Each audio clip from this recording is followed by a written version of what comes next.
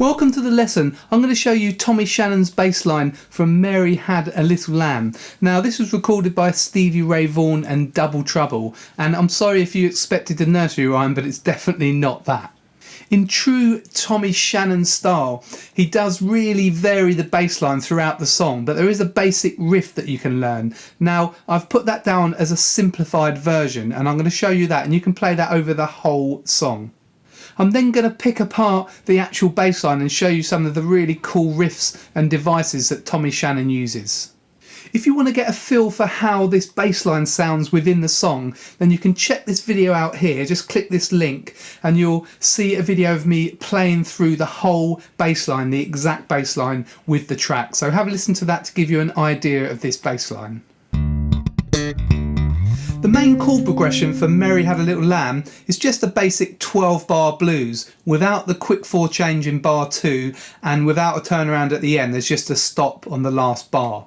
So it's in E, so the chords are 4 bars of E7, 2 bars of A7, 2 bars of E7, a bar of B7, a bar of A7 and 2 bars of E7. So this is a 12-bar blues in its most basic form. Now there are some choruses in this song that just use the 8-bar progression. So when the vocals come in, that's 8 bars, and there are some guitar solos in the middle that just use 8 bars. Now this is simple, you just miss off the first 4 bars from the 12-bar sequence, so you just end up with 2 bars of A7, 2 bars of E7, a bar of B7, a bar of A7 and 2 bars of E7. So the song just uses a mixture of those two sequences, 12-bar and 8-bar. Now apart from the few choruses that have vocals on them, the rest of the song is pure guitar solo. So if you love guitar solos like me, then you're going to really love this song. I've written down this simplified version on a PDF along with the whole transcription, and you can get this PDF booklet for free by clicking the link below this video in the description. So you just click that link, fill out your email address and you'll get the PDF booklet in your inbox. Now one thing to note about the PDF, I've written it in the key of E. So Tommy Shannon and Stevie Vaughan would have played this in the key of E, but they always detuned a half step. Okay, so I've written the PDF in E. You can use it fine with normal tuning for this lesson, but if you want to play through with the original track, then you'll need to detune your bass by a half step. And in that PDF booklet at the end, you'll also find a version for 5-string. Now this is in E flat, so you don't have to detune if you've got a 5-string. You can play that version through with the original song. But that 5-string version won't work with this lesson. It will be a half step down. First of all, I'm going to show you the riff that you're going to play under E7. Start with the 7th fret of the A string with your little finger. Okay, and we're using E, B, which is 7th fret of the E string, and D, which is 5th fret of the A string. Okay, so we're just using those 3 notes. Okay, E, E, E, B, B, D, B. Okay.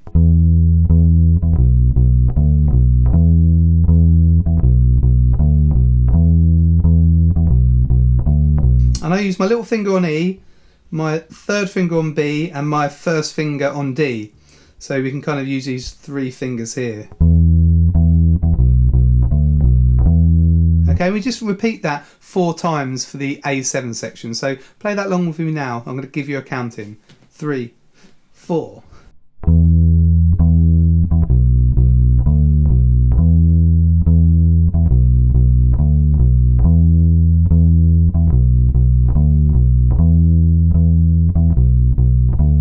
Now it might take you a while to get used to the kind of coordination with using your 4th and your 3rd finger, but just persist with that and then you'll be able to play it after a while, after practicing it.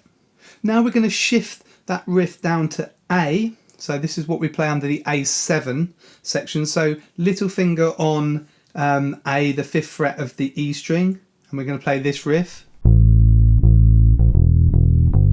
We've got the open E there, so it's a slightly different kind of pattern, but A, open E, E, G, E, okay?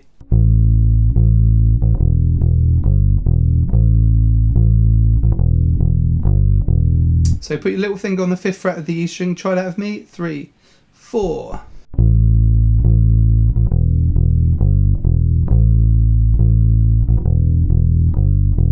Okay, so you've got your riff on E, and then your riff on A. Now you can play the E riff in a different position if you want. You might prefer that. Just start with your first finger on the second fret of the D string. That's E there. It's the same as that E, okay? B, D, B. Okay, it's a bigger stretch there though.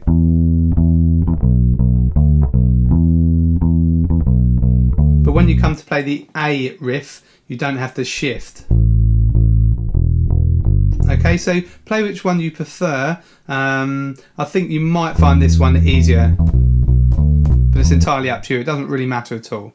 We also play the riff in B, under the B7. Start with your first finger on the second fret of the A string, and we play this pattern. Okay, so it's slightly different. We're just using B and F sharp. Now I find that easier to just use my first finger. Okay, you can sort of rock between the two notes, but you can use 2 and 1. Okay, try those both and see what you find easiest. So for the third line of the Simplified version, we've got B, then A, then E, and then we've got a stop there. Just play the E and count 4. 1, 2, 3, 4, and then you're back in again. Okay, I'm just going to play through the whole of that chorus. Join in with me if you want to, or just watch what I'm playing. Okay, 3, 4.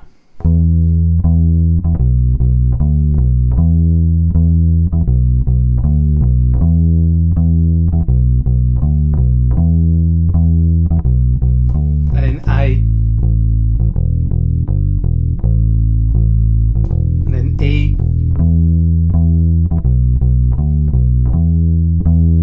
and then B, and then A, and then E, E, 2, 3, 4. Okay, so that's the 12 bar version, the simplified version. Now if you go to the 8 bar version, you just play lines 2 and 3. Okay, so you just start on the A section, and then E, then B, A, E. Okay, so any 8 bar sections leave out the first 4 bars of E7. Now this riff works over the whole song and it will sound really great too. If you're playing it live, you could just use this simplified version. But what you need to know is you need to know the form or the format of the song. You need to know when you've got the 12 bar choruses and when you've got the 8 bar choruses. Now I've written these down on the PDF, but what you've got guitar for 12 bars, you've got guitar for 12 bars again, then 2 lots of vocals for 8 bars, and then you've got 3 lots of guitar choruses for 8 bars, a vocal chorus for 8 bars, and then a guitar chorus for 12 bars. Okay, so I've written that all down on the PDF. You now try this simplified version all the way through, so just play it a few times on your own. Then if you want to play with the original track, then remember you've got to detune your bass a half step. So you've got to go to E flat, A flat, D flat, and G flat. Now if you want to learn more about the actual bass line that Tommy Shannon played, then look at the next part of this lesson.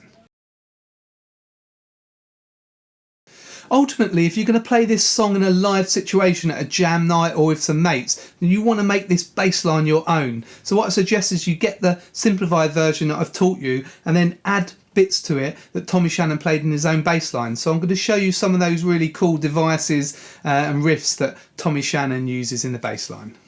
Make sure you've got the PDF booklet ready for this part of the lesson. So skip through the first simplified version and then you've got the exact bass line. So I'm going to be looking at some different bars in that bass line.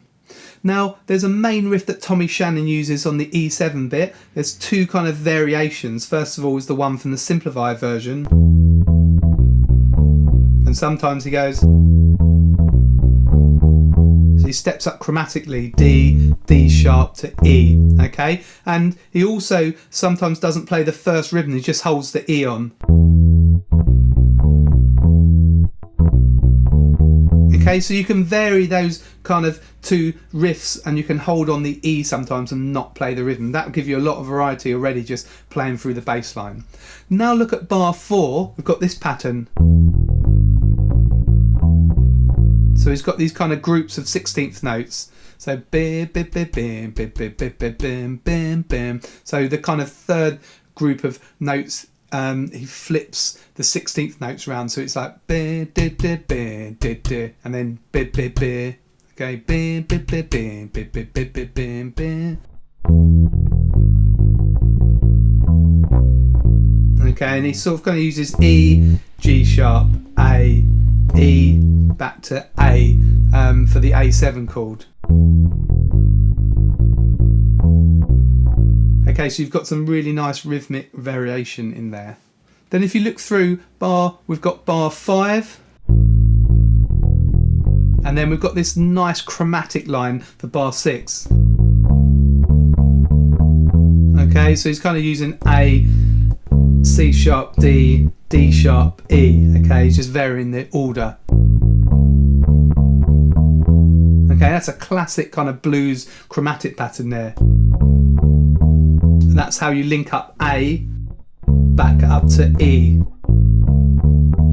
Okay, and Tommy Shannon kind of plays around with this idea and lots of these kind of bars that lead from A to E. If you look in bar 16, we've got a similar kind of chromatic idea. This time we're going from E to A. But this time we play the kind of B above the A, that's A there, so we're kind of using these notes. Okay.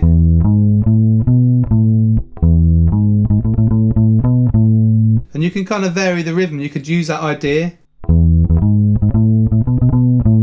and sort of vary the rhythm. So you've got another kind of idea that you can use going from E to A.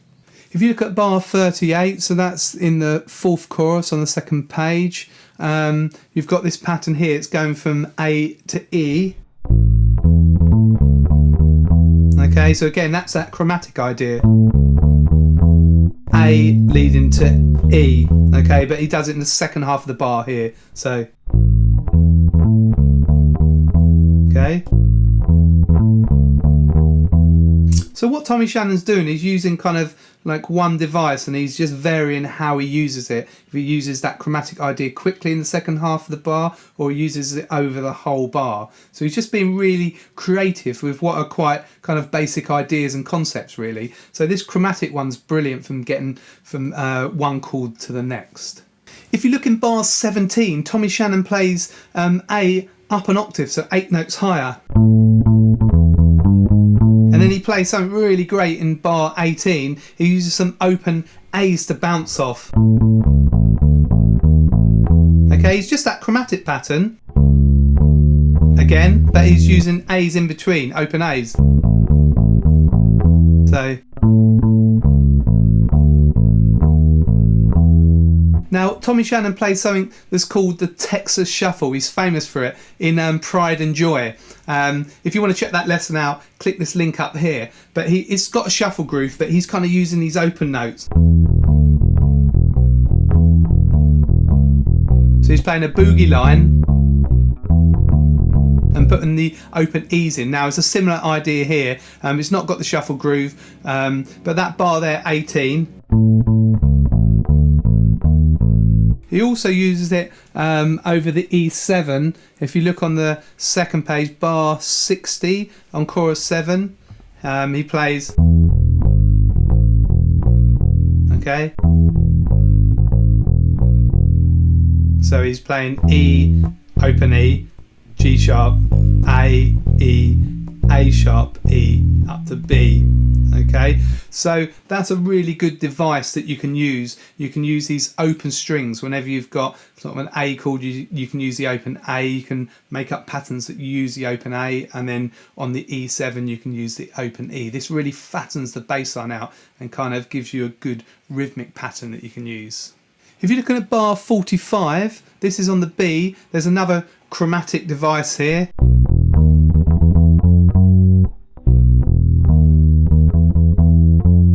You see he uses an open E even on the B7 chord. And then D sharp, E, E sharp, F sharp, okay?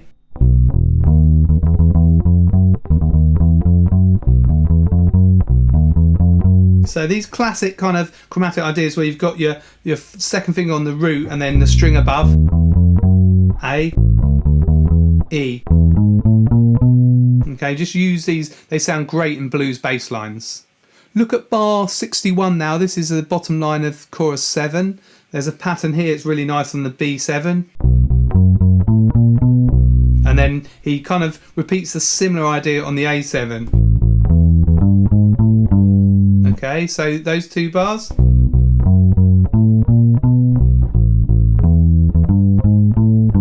So he's kind of using these upper octaves.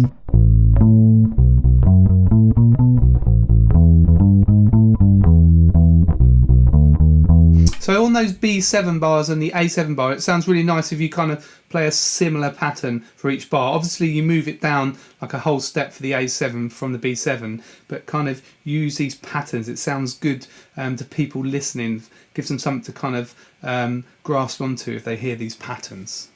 There's so much good stuff in this bass line. I love Tommy Shannon's playing, and you can hear how in tune he is with Stevie Ray Vaughan, some of the lines that copy each other. They sound great, the two parts together, the guitar and the bass. So what I suggest you do now is work through the PDF and look at all these different variations that Tommy Shannon plays, and then see if you can add them into the standard kind of simplified version, and then use them for your own blues bass lines. You can use all these ideas, these chromatic ideas and these open strings. You can use these whenever you're jamming a blues tune.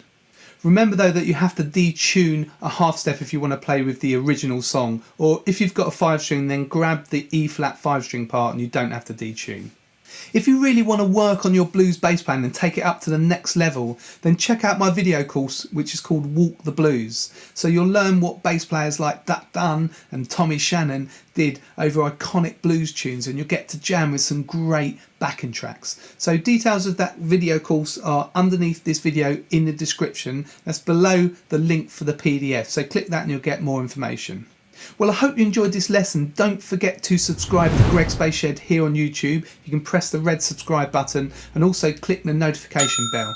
And please like and share this video, which really helps me out. It pushes the video up on YouTube so more people can see it.